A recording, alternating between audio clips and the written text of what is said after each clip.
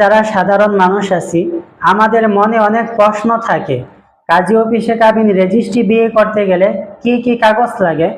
কাজী অফিসে কাবিন রেজিস্ট্রি বিয়ে করতে গেলে কতজন সাক্ষী লাগে এবং একজন কাজীকে কত টাকা ফি দিতে হয়? কাজী অফিসে কাবিন রেজিস্ট্রি বিয়ে করলে ছেলে এবং মেয়ে দুইজনের এনআইডি কার্ড লাগবে। যদি এনআইডি কার্ড না থাকে তাহলে জন্ম নিবন্ধন লাগবে। যদি জন্ম নিবন্ধন না থাকে তাহলে স্কুল সার্টিফিকেট অথবা মার্কশিট অথবা পাসপোর্ট, এই কাগজগুলো যে কোনো একটি কপি সাথে করে নিয়ে আসলেই হবে। কাজী অফিসে কাবিন রেজিস্ট্রি বিয়ে করলে কতজন সাক্ষী লাগে?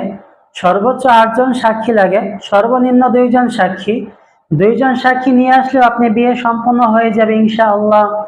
কাজী অফিসে কাবিন রেজিস্ট্রি বিয়ে করলে কাজীকে কত টাকা ফি দিতে হয়? আপনার কাবিন যদি 1 লক্ষ টাকা হয় তাহলে 1450 টাকা ফি আসবে। যদি 2 লক্ষ টাকা কাবিন হয় তাহলে 2900 টাকা ফি আসবে। তো এইভাবে প্রতি লাখে আপনাকে 1450 টাকা করে কাজীকে কাবিন রেজিস্ট্রি ফি দিতে হবে।